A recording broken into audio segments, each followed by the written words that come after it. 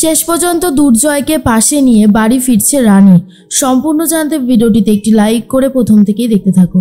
গল্পের শুরুতেই দেখা যায় রিতম বারবার করে ফোন করতে থাকে রানীকে আর বলে, পিকলু তো দুর্জয়কে নিয়ে গেল, কিন্তু রানী তুমি আমাকে একটা কথা বলো, এই যে তুমি এত বড় অপারেশনটা করবে, তোমরা যদি কথা না বলো তাহলে কি করে হবে? আর কথা বললেই তো অনিশা জেনে যাবে, তাহলে কি হবে? তখনই রানী বলে, ব্যবস্থা একটা কিছু করেছি রিতমদা, আগে আসুক তারপরেই সবটা হবে, না হলে হবে না।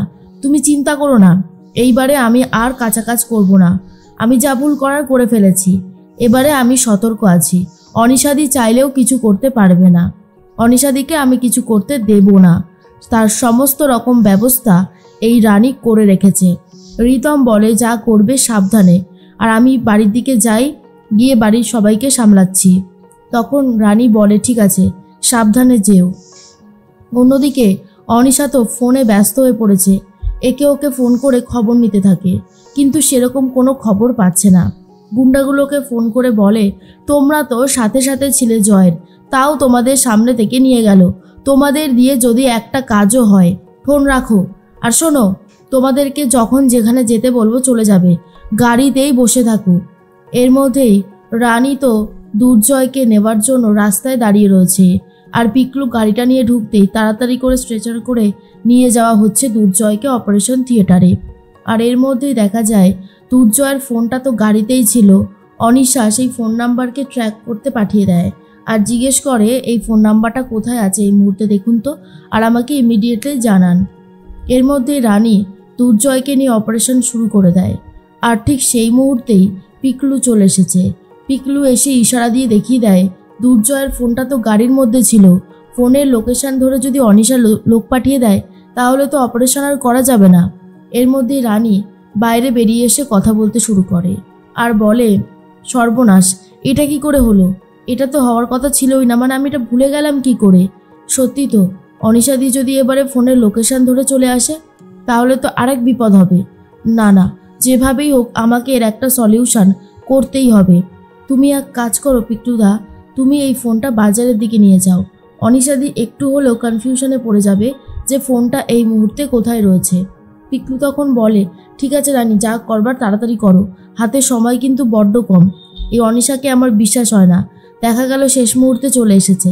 তখনই রানী বলে, আমি করছি, তুমি ফোনটা নিয়ে যাও। এর মধ্যেই অনিশার কাছে খবর চলে আসে কোন নার্সিংহোমে রয়েছে জয়। আর তখনই অনিশা বুঝে যায়, তার মানে ওই নার্সিংহোমেই দুর্জয়ের অপারেশন করে ট্রান্সমিটারটা বার করতে চাইছে রানী, কিন্তু সেটা কোনোভাবেই করতে দেওয়া যাবে না। তাই অনিশা আবারও গুন্ডাগুলোকে নিয়ে রওনা দিয়ে দেয়। এর মধ্যেই দেখা যায় রিতম বাড়িতে ফিরে এসেছে, আর তখনই সবাইকে সত্যি কথাটা বলে, মানে এটাই বলে যে দুর্জয়কে কিডন্যাপ করে নিয়ে গেছে। আর এটা শোনার পরে শুক্লা তো ভীষণই কান্নাকাটি শুরু করে দেয় আর বলে, আমার ছেলেটার ওপর থেকে কি বিপদ যাবে না দাদা? আমি এবারে কি করব?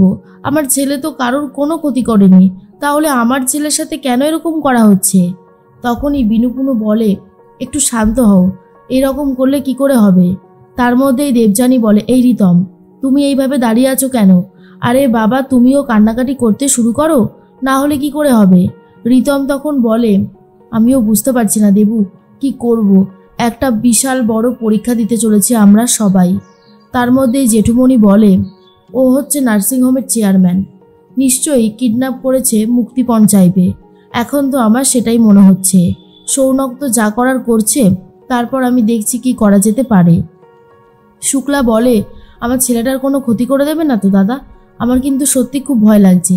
জেঠুমণি বলে, না না, ক্ষতি করলে তো ওরা টাকা পাবে না, আমার মনে হয় ওরা কোনো ক্ষতি করবে না, ওরা মুক্তিপণ চাইবে।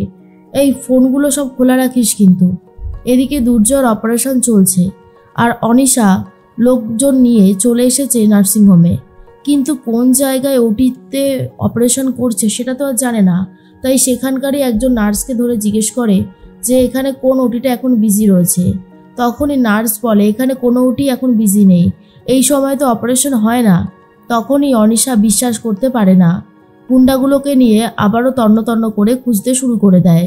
আর অন্যদিকে রানীর অপারেশন সাকসেসফুল, রানী সেই ট্রান্সমিটারটা বার করে নিয়েছে আর তারপরেই সেখান থেকে দুর্জয়কে নিয়ে সরে পড়ে। অনিশা এসে দেখে কেউ নেই, অপারেশন থিয়েটার ফাঁকা, কিছুই হচ্ছে না। আর এটা দেখার পর অনিশা বলে, উফ, আবারও হাতের বাইরে বেরিয়ে গেল, একটুর জন্য ধরতে পারলাম না। এর মধ্যেই রিতম বলে, ও জেঠুমণি তোমরা একটু শান্ত হও না। জেঠুমণি বলে, কি করে? এর মধ্যেই বারবার করে একটা কথাই ভাবতে থাকে শুক্লা, যেভাবেই হোক না কেন খুঁজে বার করতে হবে। রিতম তার বাবাকে বলে যে যেভাবেই হোক আমি আমার ভাইকে খুঁজে বার করব, ওর কোনো ক্ষতি হতে আমি দেবই না। তার মধ্যে বিনুপুনু বলে, আচ্ছা জেঠুমণি, বলছি ছোদ্দা ভাইকে যারা কিডন্যাপ করে নিয়ে গেছে তারা তো অনেকক্ষণই হলো নিয়ে গেছে, তাহলে ফোন করছে না কেন? জেঠুমণি বলে, করবে দাঁড়া, একটু ওয়েট কর, দেখ একটা খবর আসবেই, কারণ সাধারণত এরকমই হয়ে থাকে। এর মধ্যে অনিশা তো খুঁজে পায় না জয়কে। তার মধ্যে ওই ট্রান্সমিটারটা নিয়ে কথা বলতে শুরু করে রানী। বলে, আমি জানতাম অনিশাদি তুমি আসবেই, আর সেই জন্যই তো পুরো সলিড একটা প্ল্যান করেছিলাম যাতে তুমি এসে কিচ্ছু করতে না পারো। ট্রান্সমিটারটা কিন্তু আমি দুর্জয়ের শরীর থেকে বার করে দিয়েছি অনিশাদি, কিচ্ছু করতে পারবে না এরপরে। তোমার সমস্ত কুকীর্তি আমি এবার ফাঁস করে দেব। মেডিকেল ডিপার্টমেন্টের থেকে তুমি ঠিক কি রকমের অন্যায় করেছো এবার সেটা সারা দুনিয়া জানবে, আর কেউ তোমাকে কখনো ক্ষমা করবে না, তোমার জায়গা হবে জেল, কথাটা মাথায় রেখো। অনিশা বলে, এটা হতে পারে না, এটা হতে পারে না, কিছুতেই হতে পারে না। আর এর মধ্যে রানী বলে, জানি তোমার এখন রাগ হচ্ছে, তোমার এখন কষ্ট হচ্ছে, কিন্তু তুমি ভাবো তো, তুমি একটা মেয়েকে তার স্বামীর কাছ থেকে আলাদা করে দিয়েছিলে, ছোট্ট একটা বাচ্চা মেয়েকে তার বাবার কাছ থেকে আলাদা করে দিয়েছিলে, এত কিছু করেছো তুমি, কি ভেবেছিলে তারপরও ভগবান তোমাকে ক্ষমা করবে? না, শেষ পর্যন্ত তোমার কুকীর্তি কিন্তু সামনে চলেই এসেছে। আমি তো আগেই জেনে গেছি, এরপর সারা দুনিয়া জানবে, দুর্জয় জানবে, সেনগুপ্ত পরিবার জানবে, কেউ তোমাকে আর কখনোই ক্ষমা করবে না। দুর্জয়কে বিয়ে করার স্বপ্ন দেখেছিলে তুমি, সব কিছু ভুলে যাও। অনিশা তো বুঝতে পারে ক্রমশই সে ধরা পড়তে চলেছে। আর এর মধ্যেই দেখা যায় রিতম তখন দেবযানীর সাথে কথা বলতে থাকে। দেবযানী বলে, রিতম, আমার মনে হয় বাড়ির সবাইকে বলে দেওয়াটাই ভালো যে রানী বেঁচে আছে। রিতম বলে, আমি এখন কিচ্ছু বলতে পারবো না, যতক্ষণ না রানীর কাছ থেকে সিগন্যাল পাচ্ছি আমার পক্ষে কিছু বলা সম্ভবও নয়। এর মধ্যেই রানী ফোন করেছে, আর তখনই জানতে পারে দুনি কিডন্যাপ হয়েছে, অনিশা দুনিকে কিডন্যাপ করেছে। এর মধ্যেই রানী বলে, দুর্জয়, আমি রিতমদাকে সবটা বলে দিই। রিতম বলে, ভাই ঠিক আছে তো? রানী তখন বলে, হ্যাঁ দুর্জয় একদম ঠিক আছে, দুর্জয় আমার সাথেই আছে, আমরা দুজন মিলে দুনিকে উদ্ধার করে নিয়ে আসতে যাচ্ছি। এর মধ্যেই রিতম বলে, শোনো না, বাবার অবস্থা ভালো না, তারপরে কাকিমণি এরা কিন্তু সবাই অসুস্থ হয়ে পড়ছে। রানী, আমি কি খবরটা জানিয়ে দেবো যে তুমি বেঁচে আছো? রানী তখন বলে, হ্যাঁ জানিয়ে দাও, খবরটা জানিয়ে দাও, আর আমি দুর্জয় আমরা দুজন মিলে অনিশাদিকে জব্দ করে দুনিকে নিয়ে বাড়ি ফিরবো। আর খবরটা শোনার পর খুবই খুশি হয়ে যায় রিতম। আর এদিকে দুর্জয় সবটা জানতে পেরে গেছে যে রানী বেঁচে আছে, রানী ভালো আছে। আর অনিশার কুকীর্তি জানতে পারার পরে দুর্জয় আরও বেশি করে রেগে গেছে, আর বোঝাই যাচ্ছে অনিশার সময় কিন্তু শেষ হয়ে এসেছে।